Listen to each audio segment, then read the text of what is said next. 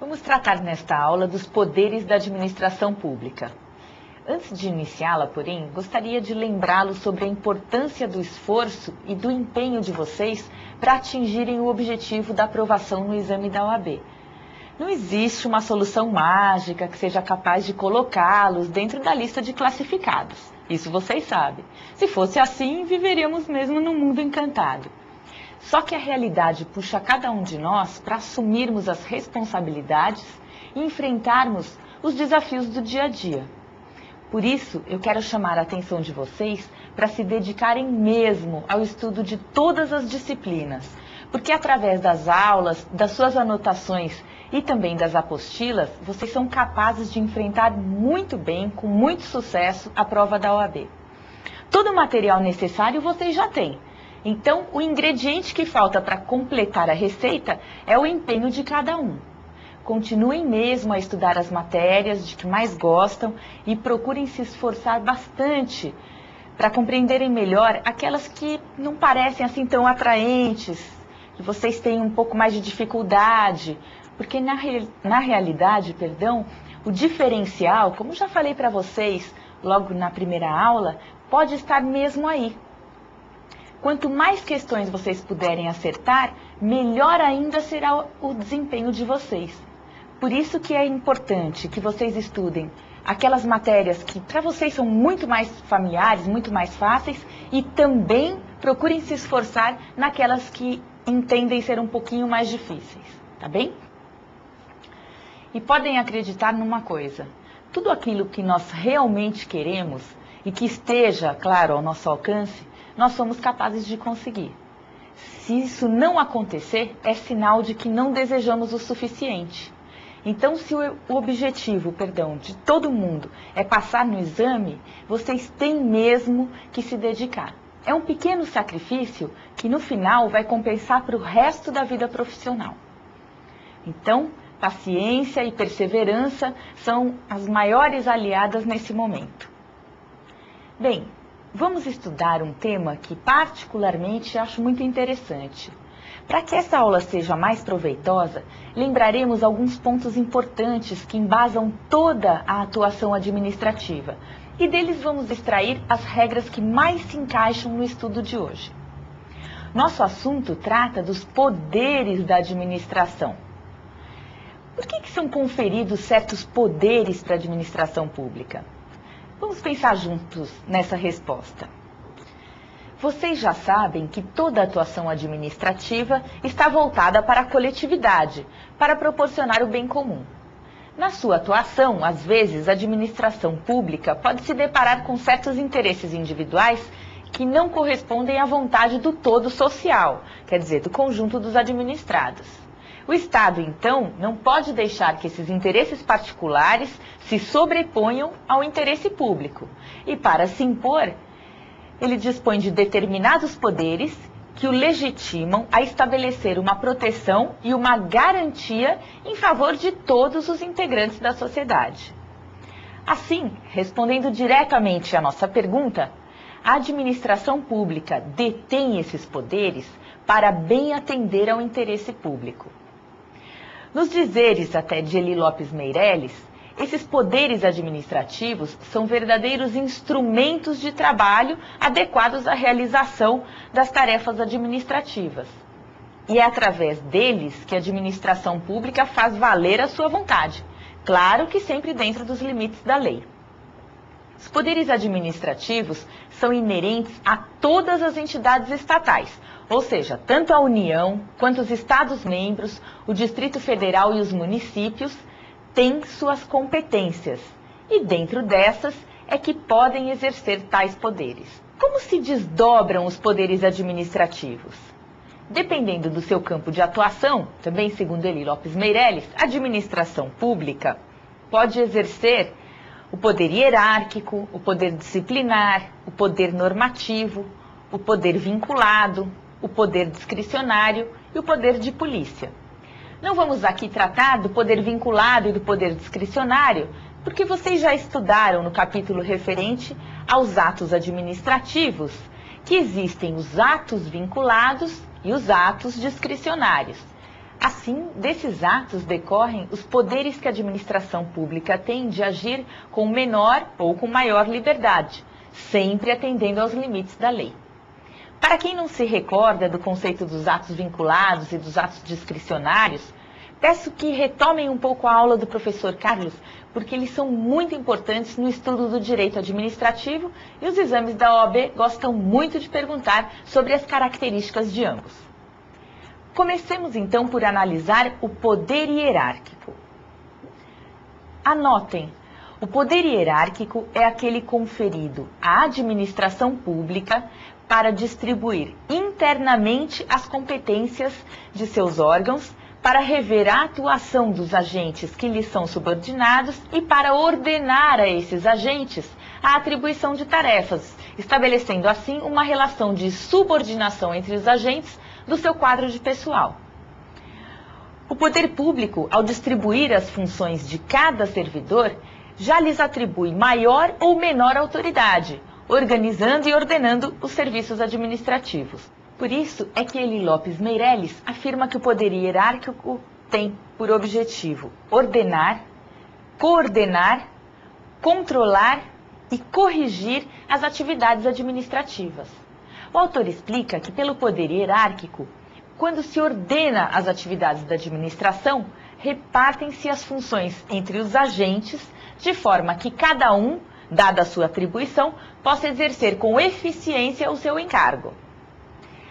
Quando ela coordena essas atividades, significa que entrosa as funções, para que se obtenha um funcionamento coerente, regular, harmônico.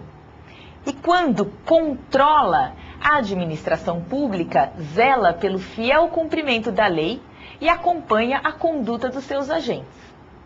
E por fim, quando corrige os erros administrativos, ela confere poderes ao superior hierárquico de rever os atos dos seus subordinados.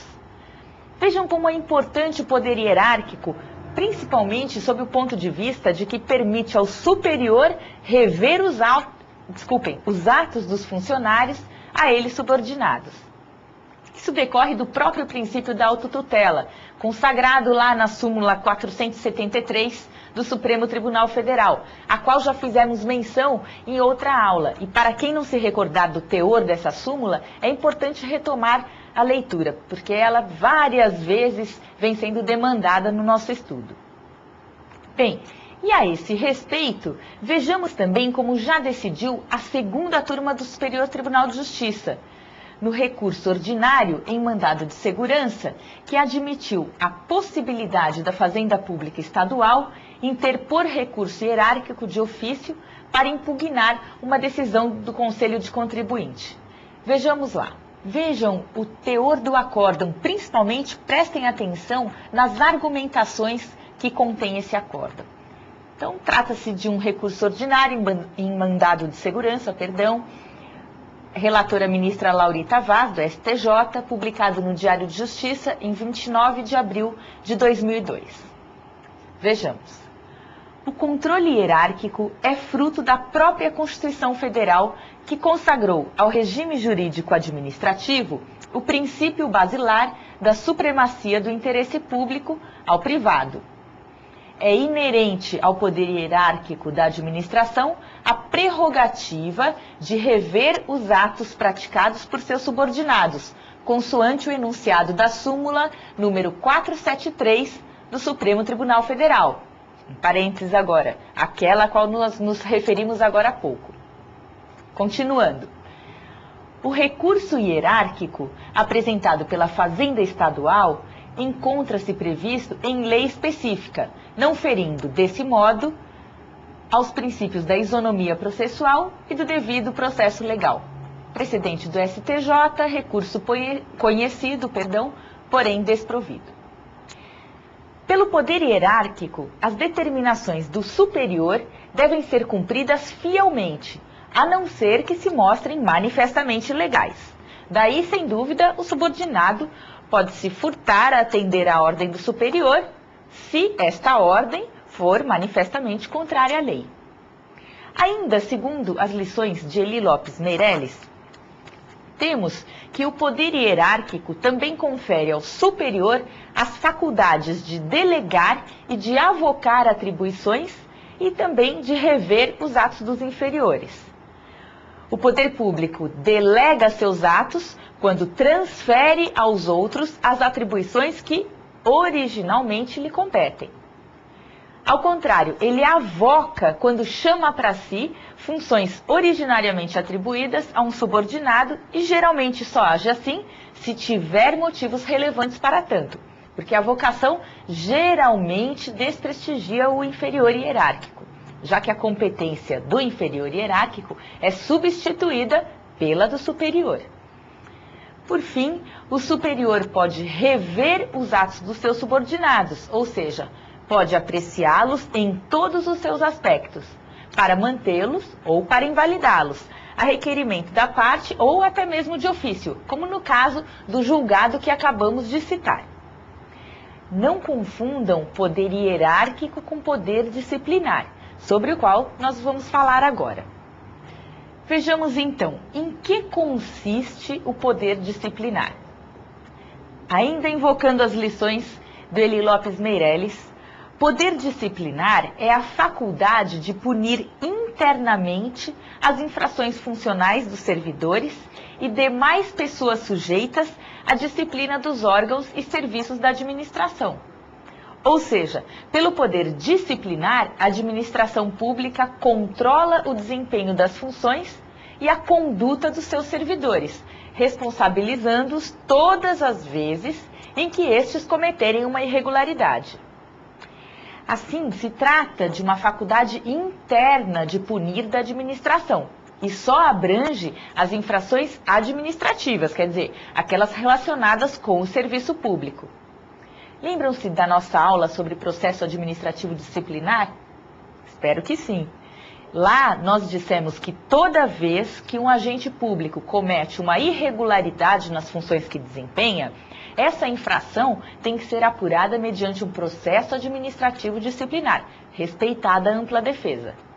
No final desse processo, a autoridade responsável pela apuração ou a comissão julgadora pode absolver o servidor ou pode lhe aplicar uma penalidade.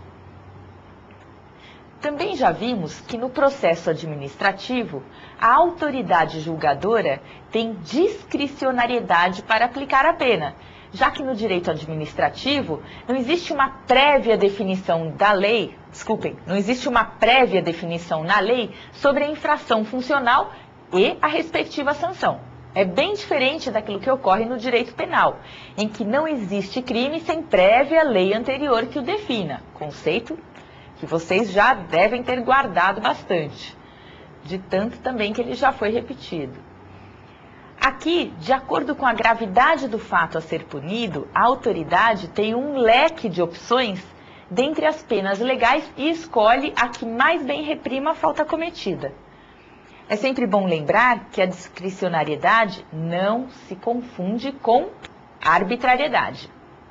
A discricionariedade é uma liberdade do administrador de agir dentro da lei, utilizando os critérios de conveniência e de oportunidade. Já a arbitrariedade nunca vai se justificar, porque é uma ação totalmente contrária à lei.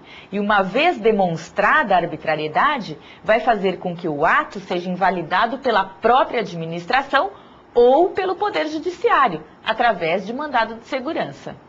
Há uma série de penalidades disciplinares previstas na Lei 8.112 de 90, aquela que nós já mencionamos quando estudamos o processo administrativo. Vamos ver no artigo 127 quais são essas penalidades. Muito bem, o artigo 127 prevê advertência, suspensão, demissão, cassação de aposentadoria ou disponibilidade, destituição de cargo em comissão e destituição de função comissionada. Assim, conforme a gravidade da infração a ser punida, o administrador vai escolher, dentre estas, as penas que melhor se enquadrem no caso, sempre atendendo, em primeiro lugar, ao interesse público. Quando a autoridade ou a comissão julgadora aplica uma penalidade ao agente, ela deve obrigatoriamente motivar o seu ato. Ou seja, ela deve expor as razões de fato e de direito que a levaram a tomar aquela decisão, sob pena de, não fazendo, ter o seu ato invalidado. A motivação é essencial no ato de decisão. Ela não pode ser dispensada, justamente porque é através dela que se verifica a adequação da penalidade à falta praticada, permitindo também que o agente saiba se a proporção da sanção está adequada ao caso. Outro poder muito importante conferido à administração pública e do qual vamos falar agora é o poder normativo. O que vem a ser o poder normativo? O poder normativo é aquele que possui um comando geral, visando a correta aplicação da lei.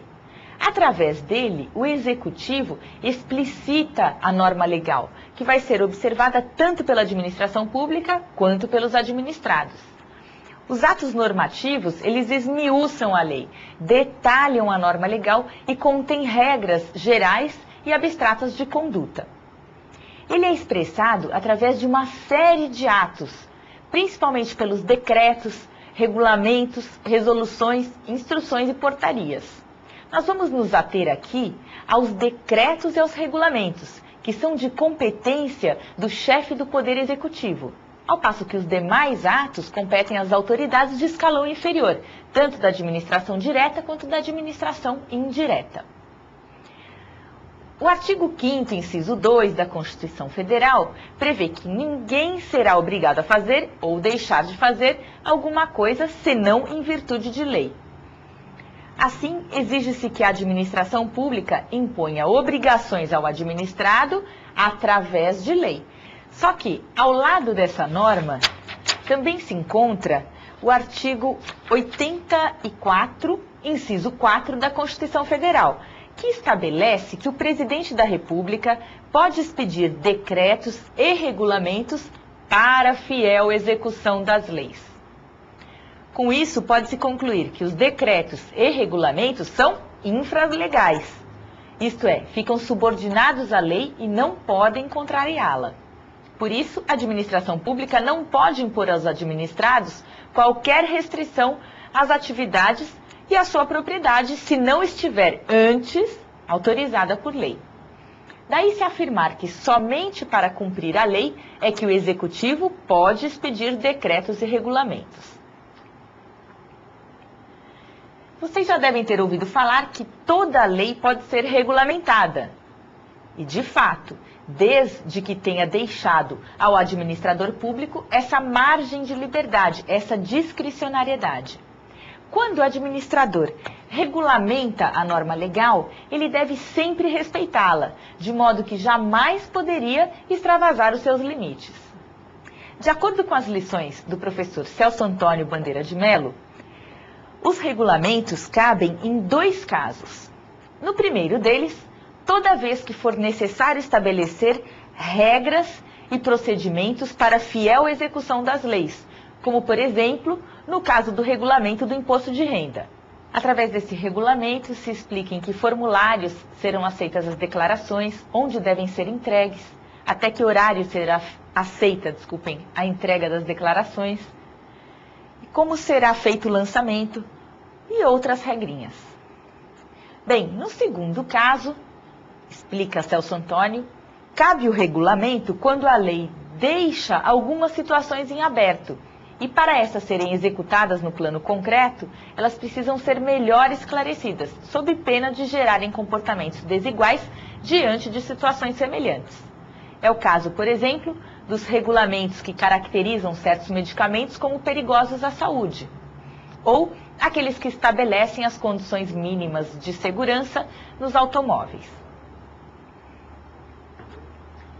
É muito importante reforçar as diferenças entre a lei de um lado e os decretos e regulamentos de outro lado. Como nós já dissemos, a administração pública está obrigada a observar o princípio da legalidade e só pode fazer aquilo que a lei autoriza. Contudo, a Constituição Federal permite que o chefe do Poder Executivo expeça decretos e regulamentos para fiel execução das leis.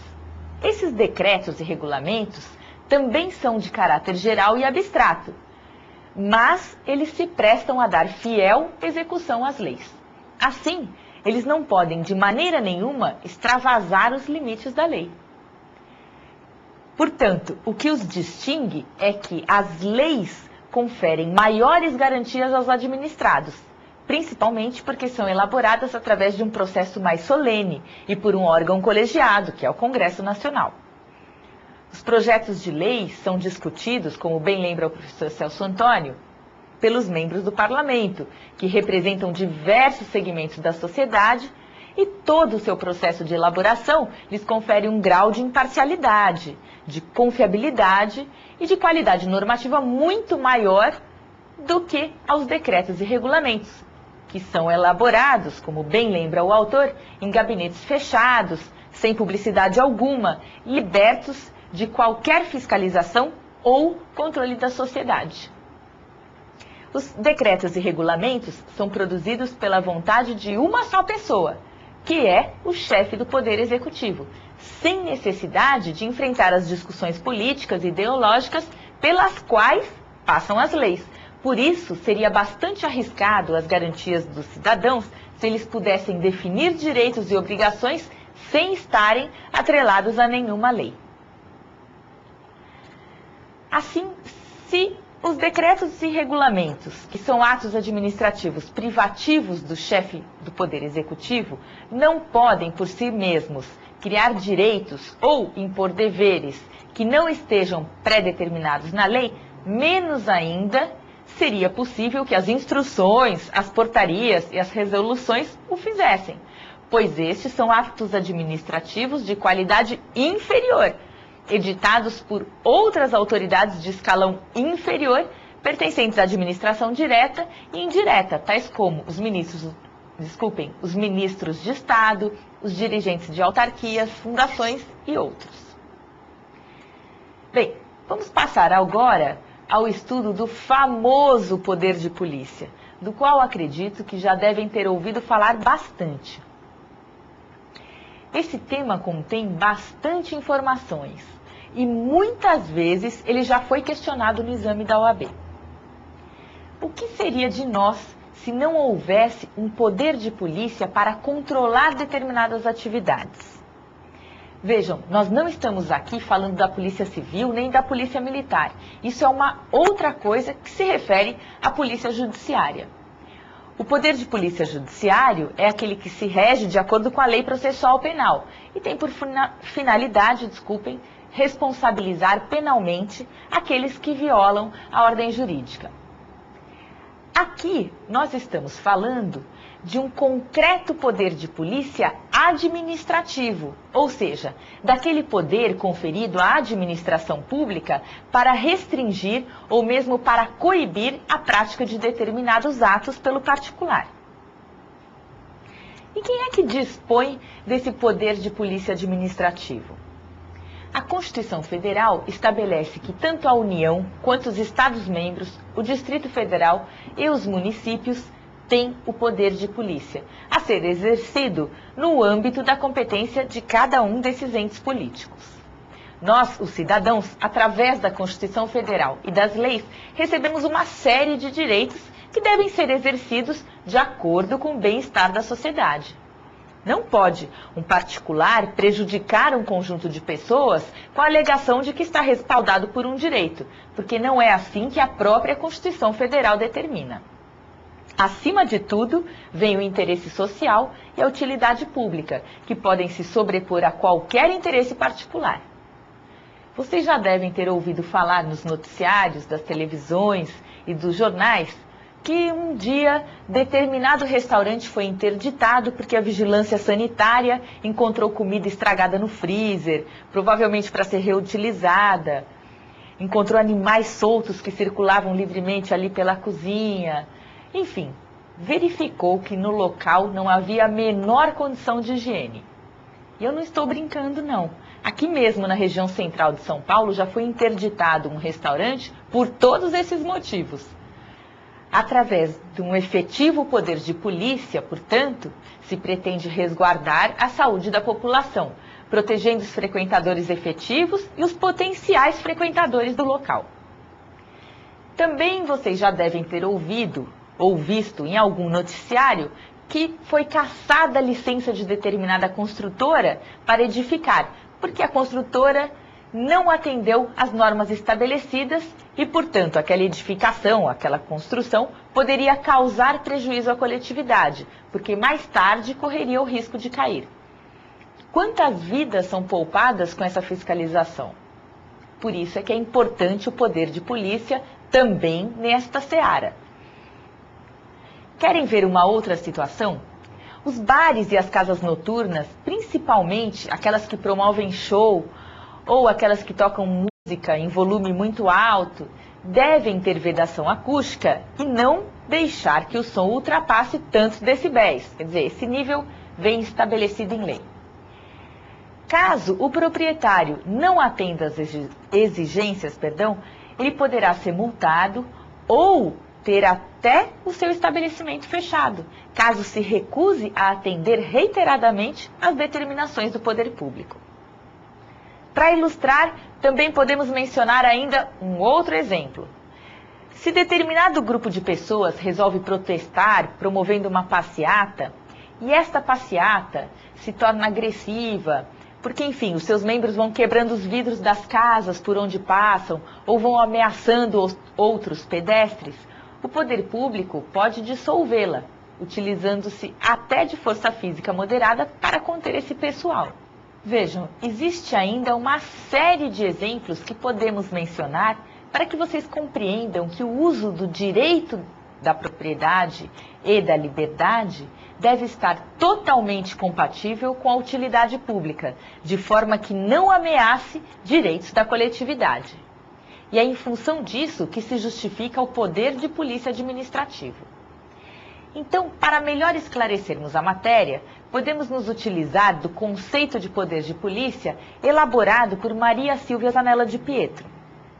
Segundo a autora, o poder de polícia é a atividade do Estado consistente em limitar o exercício dos direitos individuais em benefício do interesse público. Conforme ela esclarece, esse interesse público está presente nos mais variados setores da sociedade, tais como naqueles que tutelam a saúde, a segurança, a moral. Vejam, um parênteses, quando a administração pública interrompe espetáculo público pela prática de atos obscenos. Voltando, também tutela o meio ambiente, a defesa do consumidor, o patrimônio cultural e a propriedade. Sabem onde se encontra o conceito legal de poder de polícia? No Código Tributário Nacional. Para que vocês não se esqueçam da matéria, deem uma lida no artigo 78 do CTN. E por que, afinal, que o poder de polícia vem mencionado no Código Tributário? Porque quando o poder público exercita o poder de polícia, está autorizado a cobrar a taxa. Ou seja, o exercício do poder de polícia é um dos fatos geradores da taxa. O poder de polícia abrange atos do poder legislativo e do poder executivo. O poder legislativo, no exercício do poder de polícia, cria as limitações administrativas através da lei. Já o poder executivo, também no exercício do poder de polícia, regulamenta as leis. Vejam aqui a referência ao poder normativo da administração pública, ao qual nos referimos agora há pouco. Pois bem, então, eles controlam sua aplicação, seja de modo preventivo, por meio de ordens, notificações, licenças, vistoria, fiscalização, autorização, seja de forma repressiva, quer dizer, por meio de medidas coercitivas, tais como dissolução de passeata, apreensão de mercadorias deterioradas, interdição de atividade, enfim, e outras também.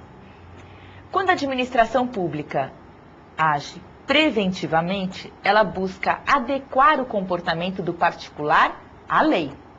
Por outro lado, quando ela age de forma repressiva, ela visa a coagir o infrator a cumprir a lei.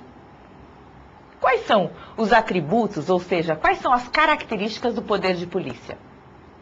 Segundo Maria Silvia Zanella de Pietro, podem ser apontadas 3 características, quais sejam discricionariedade, autoexecutoriedade e coercibilidade.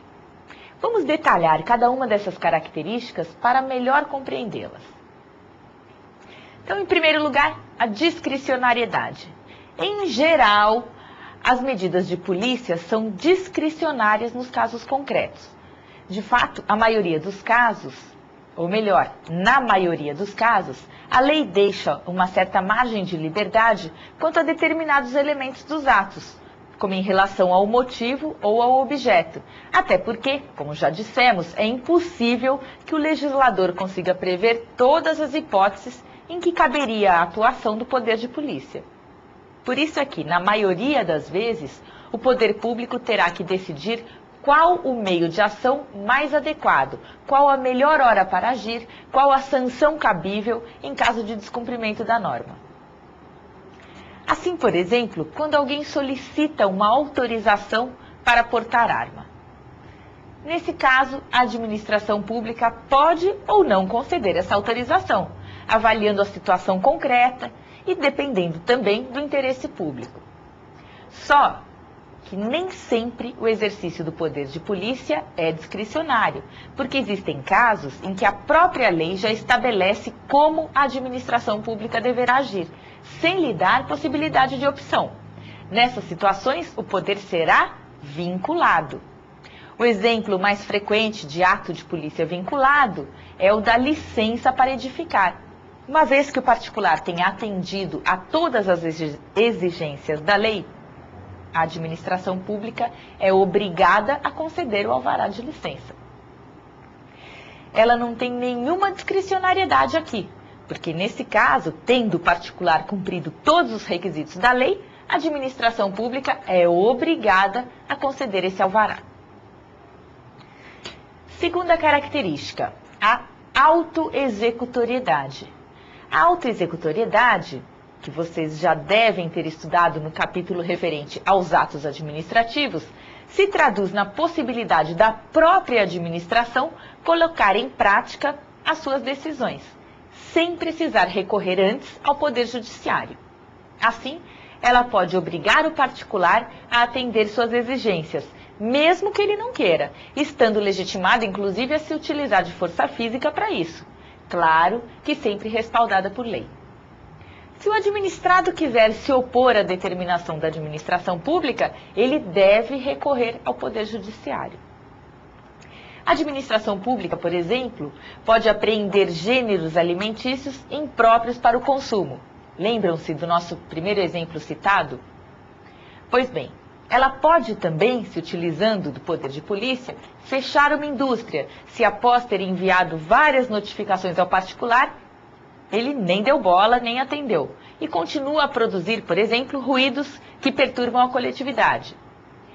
Enfim, a administração pública dispõe de uma série de medidas denominadas autoexecutórias, porque ela pode se utilizar dessas medidas sem que, para isso, tenha que bater primeiro nas portas do Poder Judiciário. Ela já está legitimada a atuar. Terceira característica, exigibilidade. Pela exigibilidade, o poder público pode se valer de meios indiretos de coação, ou seja, se o particular descumpre determinada norma, a administração pública lhe aplica, por exemplo, uma multa. Assim, o ato de polícia tem força de coerção, de obrigatoriedade perante terceiros. Muito bem, vistos esses atributos, ou seja, essas características, é importante mencionar que na doutrina existem autores como Celso Antônio Bandeira de Mello que entendem que o poder de polícia é uma atividade negativa, no sentido de que sempre impõe uma abstenção ao particular, uma obrigação de não fazer para evitar perigo ou dano à sociedade. No entanto, outros doutrinadores entendem que o poder de polícia é atividade positiva, porque aqui se inserem as obrigações de fazer aos proprietários, quando são obrigados a usar o imóvel de acordo com sua função social. Enfim, nesse ponto não existe um consenso, mas achamos melhor apenas mencionar para que vocês saibam essas duas posições. Para ilustrar melhor o nosso tema, existe um julgado interessante proferido pela primeira turma do Superior Tribunal de Justiça, cuja ementa está na íntegra na apostila de vocês, e que nesse momento vamos ressaltar apenas alguns trechos pertinentes à matéria. Trata-se de um recurso ordinário em mandado de segurança, interposto por um proprietário de estabelecimento comercial, a quem não foi concedida licença para comercializar óculos de sol sem grau, porque mediante uma portaria editada pela Secretaria Estadual de Saúde do Mato Grosso, foi determinado que somente Ótica poderia vender esse produto. Então, visando tutelar, com essa medida, ao interesse coletivo e à saúde visual do consumidor, o STJ entendeu dessa forma. Acompanhem na tela o seguinte trecho. Trata-se de recurso ordinário em mandado de segurança, cujo relator é o ministro José Delgado e que foi publicado no Diário de Justiça em 15 de setembro de 2003. Vejam só. O poder de polícia, ao apontar obrigação positiva ou negativa, representa restrição ao direito individual do administrado, em favor do interesse público. Em contrapartida, impõe-se à administração pública o dever de agir preventivamente, na preservação do interesse da coletividade, ameaçado de dano de alguma espécie, editando o elenco normativo aplicável ou praticando os atos executivos correspondentes. A proteção à saúde visual do consumidor é dever da administração pública, a qual, por meio do poder de polícia, pode restringir a venda de óculos de sol, ainda que desprovidos de grau, aos estabelecimentos comerciais especializados, ou seja, às óticas. Pois bem, vejam como é amplo o campo de atuação do poder de polícia e como este tem o poder de restringir determinadas atividades dos particulares em benefício sempre da sociedade. Muito bem, para finalizar, traremos também uma questão muito importante agora, que trata dos limites do poder de polícia. Claro que o poder de polícia não pode ser exercido ilimitadamente. Ele sempre vai esbarrar nas restrições impostas pela lei. Qual é a finalidade do poder de polícia? A finalidade é, antes de tudo, atender o interesse público, justamente porque se fundamenta na supremacia do interesse público sobre o interesse particular. Por isso é que ele não pode ter em vista beneficiar ou prejudicar determinadas pessoas, sob pena de desvio de poder da autoridade. Assim, a administração pública, ao agir utilizando seu poder de polícia, deve também sempre adequar os meios de que se utiliza para atingir os fins a que se propõe. Vemos que aqui é fundamental que o poder público, ao limitar qualquer direito individual dos particulares, atenda também ao princípio da proporcionalidade. Ou seja, o poder de polícia não deve ir além do necessário para satisfazer o interesse público. Em virtude disso, temos que os meios de coação de que dispõe o Estado só devem ser utilizados quando não haja outro meio eficaz para atingir os seus objetivos, que estão sempre respaldados no interesse público. Daí dizer que esses atos não são válidos quando forem desproporcionais ou excessivos em relação ao fim que se quer atingir. Resumindo, a administração pública é dotada de poderes que lhe são conferidos por lei para tutelar os interesses públicos de diversos setores da sociedade, devendo deles se utilizar sempre adequando os meios que emprega para atingir os fins que almeja. Com essas considerações, encerramos a aula e aproveito a oportunidade para dar um pequeno conselho a todos a continuar firmes e fortes no estudo, para que no final tenham uma boa compreensão geral de todas as disciplinas. Até a próxima!